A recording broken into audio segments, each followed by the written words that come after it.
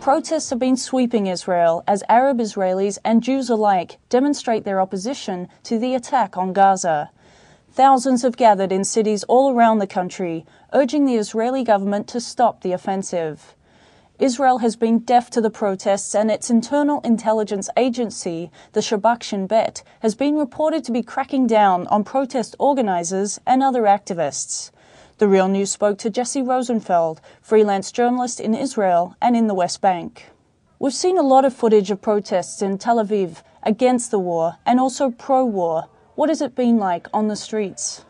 Tel Aviv had the strong bubble mentality, but that bubble kind of burst on Saturday evening when you had, after the 20,000 person demonstration, the vast majority Palestinian Israeli in Sakhnin, that evening there was a major anti-war march that had been called in Tel Aviv. And the march itself had gotten a lot of prominence because the police took it to court trying to refuse a permit. It went all the way up to the Supreme Court, or the Israeli High Court, and the police's defense was they couldn't control crowds if there were Palestinian flags in the march. There was then about a 1,000 person counter demonstration that happened, which was actually called out for by the Likud party through a mass email that they sent out. It was actually almost like a sea of Israeli flags, people wearing them as capes and waving them, and also trying to break into the demonstration, which several of the right-wing pro-war protesters did, and attacked people inside the demonstration. They threw things from the sidelines as well. It was the sort of moment where the war actually came home to Tel Aviv. Have you noticed a change in attitude in Israel before and after the ground invasion began?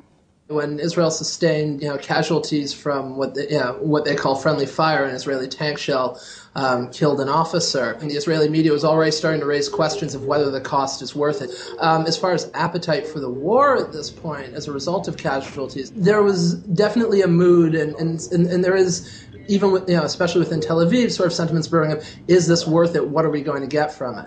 What about the West Bank? Has resistance there escalated since the ground invasion began? There's considerable outrage, but at this point it's incredible shock and trying to figure out how to respond. But then again, I was at a demonstration in Jaffa today where there was incredible outrage and calling for support of a new intifada.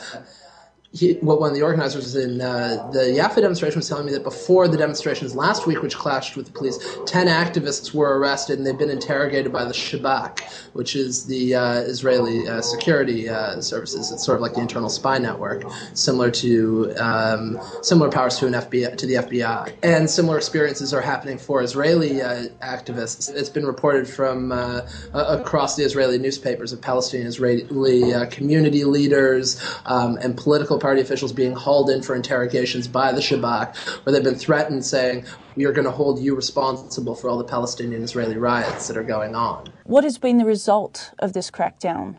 The impact on Palestinian Israelis is, it's severe. That they're happy that people are doing community organizing and coming out in solidarity with Gaza and trying to end the war. But they're also scared of what the police crackdown is going to be. How do you compare this resistance within Israel to what we saw during the Lebanon War of 2006? What I'm hearing from all the activists that I'm talking to is that things are much larger now, but also the backlash is far fiercer. The Israeli media is far more fiercely propagandistic. Rockets from Gaza have now come as close to Tel Aviv as Gadera. How has this imminence impacted Israeli attitude? Because it's even isolated from the Palestinian population in Jaffa, and most of the anti-war protests have been sort of Jewish-Israeli, there's still been a maintenance of a sort of bubble here, even as the missiles get close. What you can potentially expect is, increases of clashes with Israeli police in Palestinian Israeli centers. You could see an increase of riots, and you can see that kind of frustration in those communities bubble up more as well. The organizer was explaining to me, Palestinians in Israel are facing, a vast increase in racist attack from the public. While at the same time, the police do nothing about it and exercise their own forms of repression when they try to politically express themselves. This is the sort of thing we can build right now without anyone else's permission from the government or from the business community. It's the power's in our hands.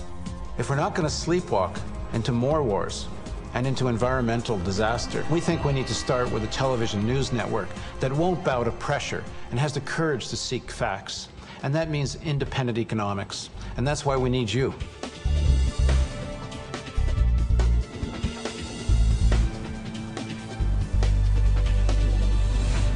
Real hope means facing a complex reality. Your tax-deductible donation makes it possible. Please contribute. Visit therealnews.com.